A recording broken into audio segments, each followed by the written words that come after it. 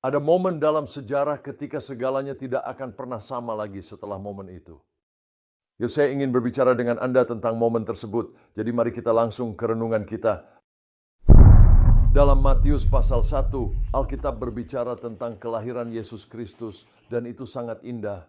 Ini membahas tentang dan namanya akan disebut dengan jelas Emmanuel yang berarti Tuhan beserta kita. Dan setelah saat itu ketika yang satu ini, Yesus lahir yang akan disebut Emmanuel, yang berarti Tuhan beserta kita, dunia tidak akan pernah sama lagi. Faktanya banyak sejarah dinilai oleh momen dalam sejarah ketika kelahiran Kristus, di mana kita melihatnya sebagai Emmanuel. Dan saya beritahu Anda, hidup tidak lagi sama karena kelahiran Yesus ini yang adalah Tuhan bersama kita. Dia sungguh tidak seperti orang lain yang pernah berjalan di muka bumi ini.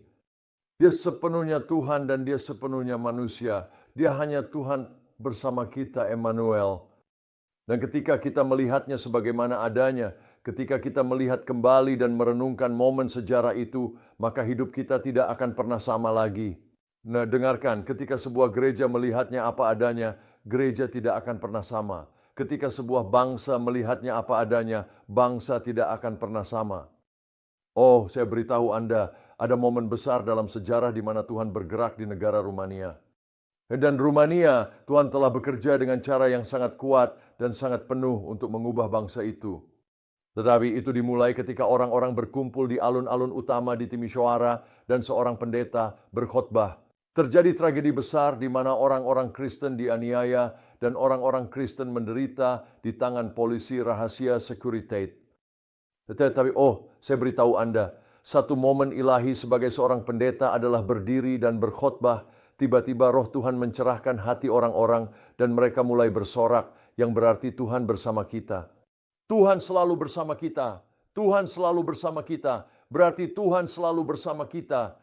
Bukankah itu yang sebenarnya terjadi ketika Yesus datang? Yesus disebut Emmanuel. Yesus bergerak dan memanifestasikan dirinya di Rumania kepada orang-orang, menyebar ke seluruh negeri, dan sebuah revolusi terjadi. Sebuah revolusi spiritual terjadi di Rumania, dan bangsa itu tidak akan pernah sama lagi. Saya beritahu Anda, ketika kita melihat Yesus untuk siapa Dia, Tuhan bersama kita, kita akan berseru, Tuhan bersama kita. Tuhan selalu bersama kita. Dia selalu bersama kita melalui putranya, Yesus. Satu momen ilahi mengubah jalannya seluruh sejarah manusia. Lihatlah kepada Yesus. Lihatlah Dia sebagaimana adanya. Tuhan bersama kita.